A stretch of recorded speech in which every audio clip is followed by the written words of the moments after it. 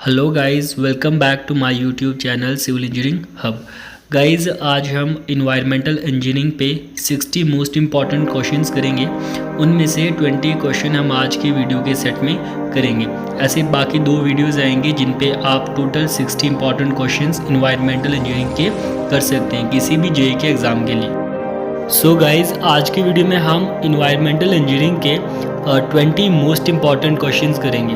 ऐसे ही 2 और सेट आएंगे, टोटल 60 क्वेश्चंस होंगे और इन 60 क्वेश्चन में हम बहुत सारे टॉपिक्स को क्लियर करेंगे। जैसे क्वेश्चन नंबर फर्स्ट आपकी स्क्रीन पे है, eutrophication of water bodies is caused by the. देखो गाइस, सबसे पहले यूट्रोफिकेशन होता क्या है। ये एक प्रोसेस है जिससे वाटर के सरफेस पे बहुत सारे प्लांट्स ग्रो होते हैं। ये ऐसा इसलिए होता है क्योंकि रेन वाटर के थ्रू बहुत सारे केमिकल्स या न्यूट्रिएंट्स पानी में जाते हैं जिससे पानी के सरफेस पे प्लांट्स ग्रोथ होते हैं, तो उसको यूट्रोफिकेशन कहते हैं। तो यूट्रोफिकेशन पानी में होता है क्योंकि एक्सेसिव डिस्चार्ज ऑफ न्यूट्रिएंट्स, इस वजह से। दूसरा, zero hardness of water is achieved by. Guys, पानी की ज़ीरो हार्डनेस को टोटली रिमूव करने के लिए परमानेंट हार्डनेस को आयन एक्सचेंज मेथड का यूज़ किया जाता है। याद रखना गाइस, आयन एक्सचेंज मेथड से ज़ीरो हार्डनेस पानी की अचीव की जा सकती है। Question number 3, in A water treatment plant dissolved iron and manganese can be removed from the water bye. कि वाटर ट्रीटमेंट प्लांट में आयरन और मैंगनीज को पानी में से कैसे अलग किया जा सकता है। गाइस, आयरन एंड मैंगनीज एक लिमिट तक हो तो ठीक है, उससे ज़्यादा हो तो ये हार्मफुल है। तो इनको रिमूव किया जाता है वाटर ट्रीटमेंट प्लांट पे एरिएशन, और उसको फॉलो किया जाता है सेडिमेंटेशन के इस बाद। याद रखना, इसका सही आंसर है एरिएशन एंड सेडिमेंटेशन से आयरन एंड मैंगनीज को कम्प्लीटली रिमूव किया जाता है। देखो गाइज, इंपॉर्टेंट नोट है, आयरन और मैंगनीज जो है ये पानी में 0.3 ppm पार्ट्स पर मिलियन से ज़्यादा नहीं होने चाहिए, और ये दोनों काज करते हैं कोरिजन ऑफ पाइप। मतलब जिन पाइपलाइन से कैरी करोगे वाटर को, अगर उसमें आयरन और मैंगनीज की मात्रा ज़्यादा है तो इसे कोरिजन ऑफ पाइप होता है। दूसरा, आयरन की वजह से पानी में रेड कलर होता है। अब क्वेश्चन नंबर 4 में कुछ मैचिंग करना था जो मैंने ऑलरेडी कर दिया है। जैसे हार्डनेस वाटर की 200 to 600 ppm या mg पर लीटर होनी चाहिए, वैसे ही nitrate concentration in water 45 ppm से ज़्यादा नहीं होनी चाहिए। आयरन कॉन्सेंट्रेशन अगर सिंगल हो तो 0.1 ppm या मिलीग्राम पर लीटर, एंड वहीं फ्लोराइड कंसेंट्रेशन 0.5 mg पर लीटर से ज़्यादा नहीं होना चाहिए। गाइज, अब क्वेश्चन नंबर 5 देखिए, यहाँ पे कह रहा है कि 1 litre of sewage when allowed to settle for 30 minutes give a sludge volume of 27 centimetre cube. If dry weight of sludge is 3 gram then its volume index will be. कह रहा है कि अगर 1 लीटर सीवेज को 30 minute तक settle होने देते हैं तो स्लज का वॉल्यूम हमारे पास आता है 27 क्यूबिक सेंटीमीटर। उस स्लज को अगर हम ड्राई करते हैं तो स्लज का वेट बनता है 3 ग्राम, मतलब सारा पानी निकलने के बाद। तो स्लज वॉल्यूम इंडेक्स क्या होगा। गाइज, इसके लिए फॉर्मूला है स्लज वॉल्यूम इंडेक्स का कि 1 लीटर सीवेज में से कितना वॉल्यूम स्लज का बनता है डिवाइडेड बाय स्लज का ड्राई वेट। तो 27 सेंटीमीटर क्यूब हमारा वॉल्यूम था, डिवाइडेड बाई 3 ग्राम उसका वेट बना, तो आंसर 9 ml पर ग्राम। यानी कि कितना स्लज वॉल्यूम हमारा रहता है, जैसे 9 सेंटीमीटर क्यूब पर ग्राम पे। नेक्स्ट क्वेश्चन हमारा क्वेश्चन नंबर 6 है, which one of the following solid waste disposal method is ecologically most acceptable. Guys, मैंने यहाँ पे ऑप्शंस नहीं दिए क्योंकि वीडियो लंबी हो जाएगी एंड हर एक आंसर को एक्सप्लेन नहीं करेंगे। तो याद रखिएगा, मोस्ट एक्लॉजिकली एक्सेप्टेबल मेथड सीवेज या सॉलिड वेस्ट डिस्पोजल का जो है वो है कंपोस्टिंग मेथड। एक और मेथड याद रखिएगा इस यहाँ पे, पायरोलिसिस। पायरोलिसिस क्या होता है, सॉलिड वेस्ट को जलाना in absence of oxygen. Question number 7 देखिए, for fish habitats in river the minimum dissolved oxygen is. अगर मतलब फ़िश को ज़िंदा रखना है या जिस रिवर में फ़िश रहती हैं तो मिनिमम ऑक्सीजन जो डिजॉल्व्ड ऑक्सीजन है वो कितनी होनी चाहिए।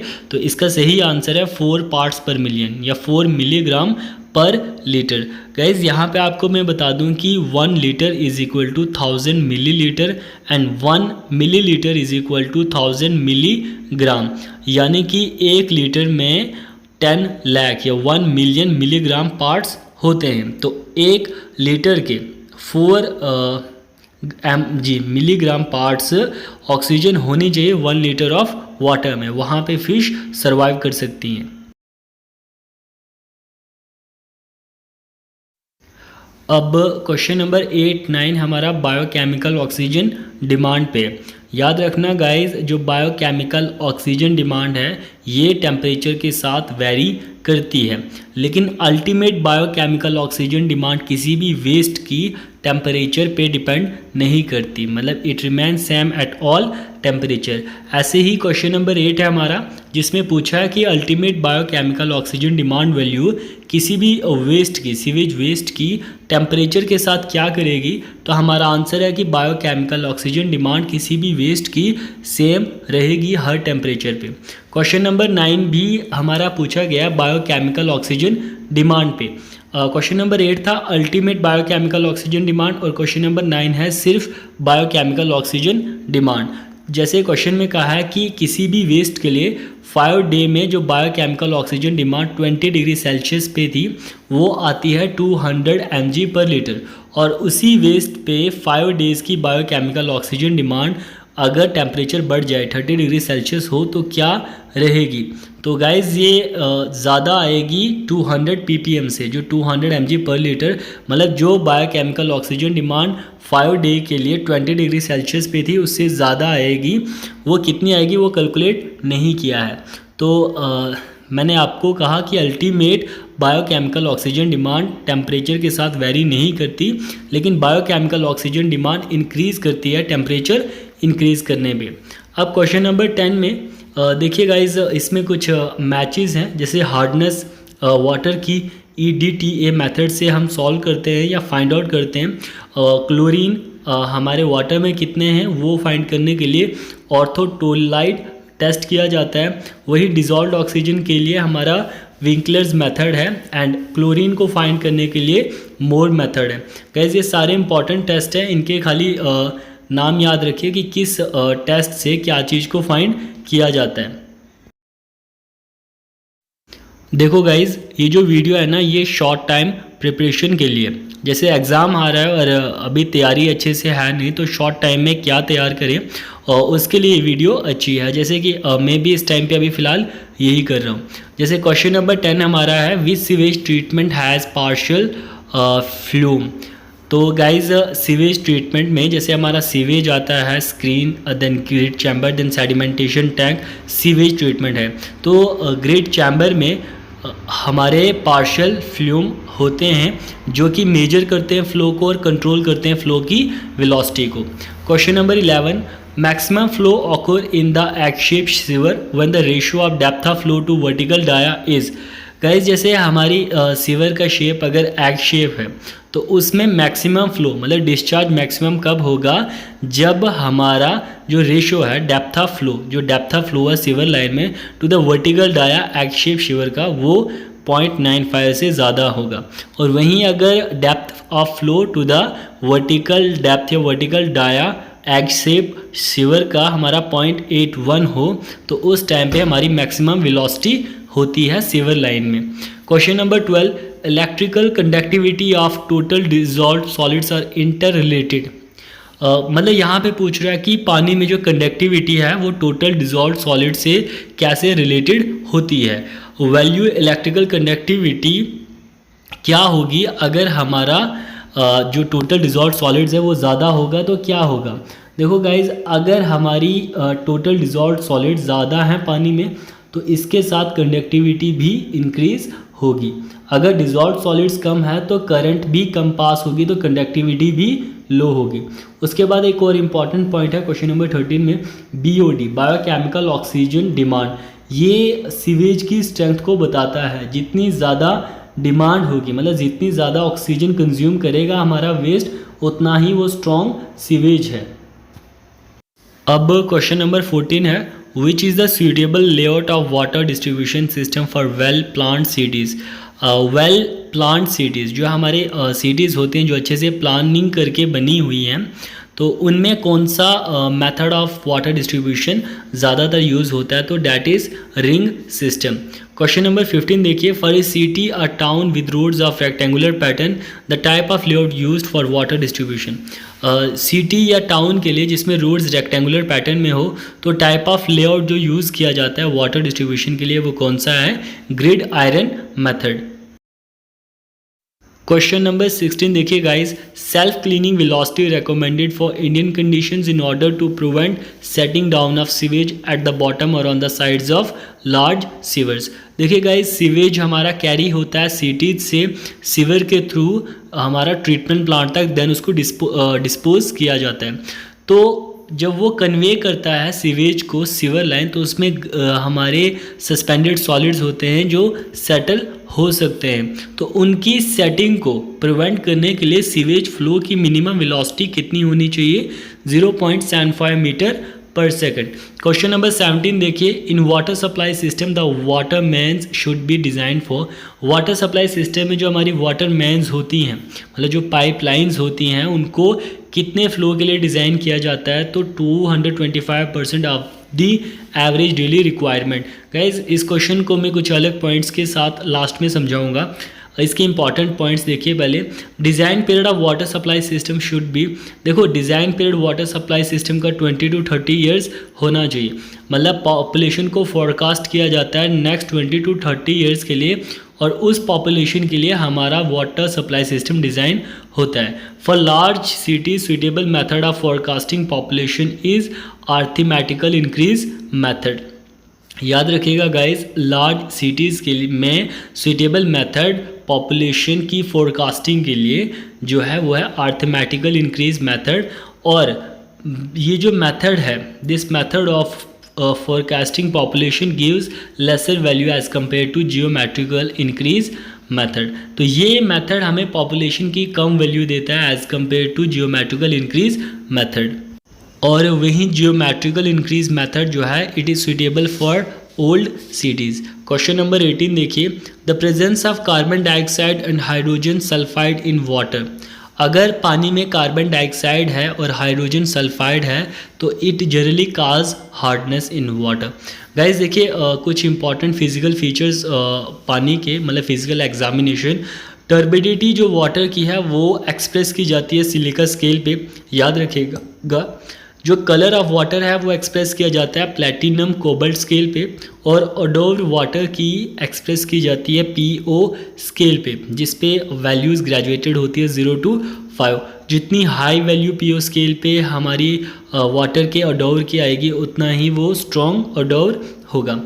अब देखो, ऑस्मोस्कोप एक ग्रेजुएटेड होता है PO वैल्यूज़ में 0 to 5 तक, और उससे हम यूज़ करते हैं पानी की ओडोर निकालने के लिए। Maximum permissible colour domestic supplies का जो हम पीने के लिए देते हैं, उसमें मैक्सिमम परमिजिबल लिमिट्स कलर के लिए प्लैटिनम कोबाल्ट स्केल पे 10 to 20 ppm है, ये याद रखिएगा गाइस।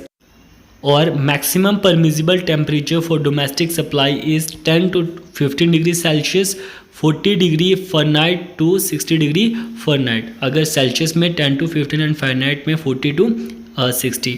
और याद रखिएगा गाइस, 80 डिग्री फ़ारेनहाइट से ऊपर का पानी डोमेस्टिक सप्लाई के लिए यूज़ नहीं किया जाता। Question number 19, what is the design discharge for intake structure. देखो गाइस, इनटेक स्ट्रक्चर क्या होता है, जब सोर्स ऑफ वाटर मिल जाता है तो पानी को वहाँ से कैरी किया जाता है इनटेक स्ट्रक्चर तक, देन पाइपलाइन के थ्रू पानी को ट्रीटमेंट प्लांट तक लिया जाता है। तो इनटेक स्ट्रक्चर की जो पाइपलाइन है या उसका जो डिज़ाइन है वो किस बेसिस पे किया जाता है। Intake structure and pipe mains that carry water from intake structure to treatment plant and are design for maximum daily demand. इनका डिज़ाइन मैक्सिमम डेली डिमांड पे किया जाता है, इस वैल्यू के आधार पर किया जाता है। और डिज़ाइन वाटरमैन्स का जो एवरेज डेली कंजप्शन है या एवरेज डेली डिमांड है उससे 200 to 250% ज़्यादा होता है। इस पॉइंट को मैं लास्ट में और अच्छे से समझाऊंगा। क्वेश्चन नंबर 20 मोस्ट इम्पॉर्टेंट है। इसके फर्स्ट कॉलम में सब्सटेंसेस है, सेकंड कॉलम में परमिजिबल क्वांटिटी है डोमेस्टिक सप्लाई के लिए इन सब्सटेंसेस का, एंड थर्ड कॉलम में वो किस वजह से होती हैं। पहला है टोटल सॉलिड्स। टोटल सॉलिड्स की परमिजिबल लिमिट 500 ppm होता है डोमेस्टिक सप्लाई में। और ये होते क्या हैं, हमारे क्लोराइड्स, नाइट्रेट्स और कंपाउंड जो हार्डनेस काज करते हैं। सेकंड सब्सटेंस हार्डनेस की परमिजिबल लिमिट डोमेस्टिक सप्लाई के लिए 100 पार्ट्स पर मिलियन है। और ये bicarbonate, sulphates, chlorides and nitrates होते हैं कैल्शियम एंड मैग्नीशियम के। थर्ड सब्सटेंसेस क्लोराइड्स, इनकी परमिजिबल लिमिट डोमेस्टिक सप्लाई के लिए 250 ppm होती है। और ये कैल्शियम और मैग्नीशियम क्लोराइड्स होते हैं and sodium chlorides. Fourth substances chlorine, इसकी maximum permissible limit 0.1 to 0.2 parts per million होती है। और ये पैथोजेनिक बैक्टीरियाज को किल करने के लिए पानी में ऐड किया जाता है क्लोरीन। अगर ये एक्सेस में हो तो इससे टेस्ट और ओडोर आता है, इसलिए इसकी परमिजिबल लिमिट 0.1 to 0.2 ppm होती है। आयरन एंड मैंगनीज की बात करें तो 0.3 पार्ट्स पर मिलियन इसकी परमिजिबल क्वांटिटी है। और इसे होता क्या है, कोरिजन ऑफ पाइप्स और रेड कलर पानी का आयरन की वजह से। उसके बाद पोर्टेबल वाटर या डोमेस्टिक सप्लाई में जो पानी जाएगा उसकी pH वैल्यू 6.5 to 8 होनी चाहिए। आर्सेनिक, पानी में 0.05 पार्ट्स पर मिलियन होना चाहिए, अगर ज़्यादा हो तो it is poisonous to human body. Dissolved gases की बात करें तो नाइट्रोजन की मात्रा 45 ppm से ज़्यादा नहीं होनी चाहिए। इसके अलावा डिज़ोल्व्ड गैसेस पानी में oxygen, carbon dioxide, hydrogen sulphide होते हैं। देखो ऑक्सीजन पानी को फ्रेश रखती है, वही कार्बन डाइऑक्साइड पानी में एसिडिटी काज करती है एंड हाइड्रोजन सल्फाइड हमें एक ओडोर स्मेल देती है। उसके बाद लेड की बात करें तो लेड पानी में 0.1 पार्ट्स पर मिलियन मैक्सिमम होना चाहिए और ये एक अनडिज़ायरेबल है। अगर इससे एक्सेस हो तो यह हमारी बॉडी में एक्यूमुलेट होता है, जमा होता है। उसके बाद कॉपर एंड सोडियम, तो देखो इनका कोई सैनिटरी सिग्निफिकेंस नहीं है। सोडियम अगर पानी में हो, सोडियम के क्लोराइड्स बने तो ये टेम्परेरी हार्डनेस काज करते हैं। वहीं कॉपर की मात्रा 3 पार्ट्स पर मिलियन से ज़्यादा नहीं होनी चाहिए एंड फ्लोराइन का जो मैक्सिमम कंटेंट है पानी में वो 1.5 ppm होना चाहिए। क्वेश्चन नंबर 21 देखते हैं, last question. Bacteria which can survive with और विदाउट फ्री ऑक्सीजन, तो ऐसे बैक्टीरिया जो ऑक्सीजन में और बिना ऑक्सीजन के भी सर्वाइव कर सकते हैं वो फैक्यूलेटिव बैक्टीरिया होते हैं। और एरोबिक बैक्टीरिया वो बैक्टीरिया होते हैं जो ऑक्सीजन के होने पे ही सर्वाइव कर सकते हैं एंड एनारोबिक बैक्टीरिया ऐसा बैक्टीरिया होते हैं जिन्हें ऑक्सीजन की ज़रूरत नहीं पड़ती सर्वाइवल के लिए। अब total count of bacteria per cubic centimetre for domestic purpose varies from 0 to 100, मतलब जो total count of bacteria test है 1 सेंटीमीटर क्यूब डोमेस्टिक पर्पस के लिए वो 0 to 100 होनी चाहिए। टॉपिक के बाद आपका क्लियर हो जाएगा। पर कैपिटा डिमांड, मतलब कि एक हेड को कितना पानी एक दिन में चाहिए, ये होता है पर कैपिटा डिमांड। ये निकलता कैसे है, टोटल ईयरली वाटर रिक्वायरमेंट किसी भी टाउन के लिए जिसका हम डिज़ाइन कर रहे हैं water supply system, divided by वहाँ की पॉपुलेशन। तो यहाँ से एक कैपिटा का 1 ईयर का पानी की क्वांटिटी आ जाएगी, डिवाइडेड बाई 365 करेंगे number of days in year, तो एक दिन के लिए एक कैपिटा की रिक्वायरमेंट पानी की आ जाएगी, मतलब लीटर्स पर head per day. Per capita demand इसको कहते हैं, याद रखिएगा, लीटर्स पर हेड या पर कैपिटा पर डे इसका यूनिट है। सेकंड, मैक्सिमम डेली कंजप्शन, जो मैक्सिमम डेली कंजप्शन है वो एवरेज डेली डिमांड के 1.8 टाइम्स होती है। और एवरेज डेली डिमांड क्या है गाइस, ये हमारा एनुअल एवरेज डेली डिमांड होता है, मतलब टोटल ईयरली जो पानी कंज्यूम किया किसी भी पर कैपिटा ने डिवाइडेड बाई 365, तो that is our average daily demand. तो मैक्सिमम डेली कंजप्शन जो है वो हमेशा एवरेज डेली डिमांड के 1.8 टाइम्स होती है। दूसरा, मैक्सिमम आवरली कंजप्शन, तो किसी आवर में मैक्सिमम कंजप्शन पर कैपिटा से कितना होता है, तो ये होता है 1.5 times average daily consumption of the maximum day.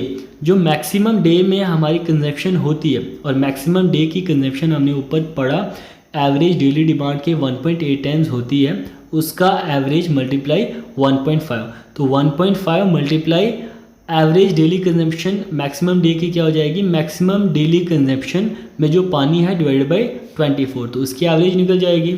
तो मैक्सिमम डेली कंजप्शन की जगह हम 1.8 इंटू एवरेज डेली कंजप्शन डाल देंगे। तो 1.8 इंटू 1.5 करेंगे तो 2.7 मल्टीप्लाई एवरेज आवरली डिमांड। तो ये हमारा होता है मैक्सिमम आवरली डिमांड। अब देखिए पहला क्वेश्चन यहाँ से बनता है, ratio of maximum daily demand to average daily demand. जो हमने अभी पढ़ा कि जो मैक्सिमम डेली डिमांड है एवरेज डेली डिमांड के 1.8 टाइम्स होनी चाहिए, तो इनका रेशियो 1.8 आ जाएगा। Second, maximum hourly demand of the maximum day that is peak demand is equal to maximum hourly demand maximum day की किसके बराबर होती है, ये होती है सबसे पहले 1.5 अगर हम average hourly demand maximum day की करें, और दूसरा 2.7 annual average daily hourly demand करें। ये अभी हमने पीछे फॉर्मूलेज निकाले। तीसरा, our maximum hourly consumption generally taken as. देखो अगर हम एवरेज आवरली कंजप्शन लें, एवरेज आवरली कंजप्शन का मतलब क्या है कि जो मैक्सिमम पानी जिस दिन में लगेगा, मतलब 1.8 टाइम्स एवरेज डेली डिमांड का, उसकी एवरेज डे डिवाइडेड बाई 24 करें तो वो मल्टीप्लाई बाई 1.5, तो 150% एक्स्ट्रा मतलब मैक्सिमम आवरली कंजप्शन होती है एवरेज आवरली कंजप्शन की। और वहीं अगर एनुअल एवरेज आवरली डिमांड की बात करें, मतलब जो ईयरली पानी लगा उसका हम विद आवर एवरेज निकालें तो उसका 270% एक्स्ट्रा मतलब 2.7 टाइम्स एक्स्ट्रा हमारा मैक्सिमम आवरली कंजप्शन होता है। तो ये था हमारा फर्स्ट वीडियो का पार्ट।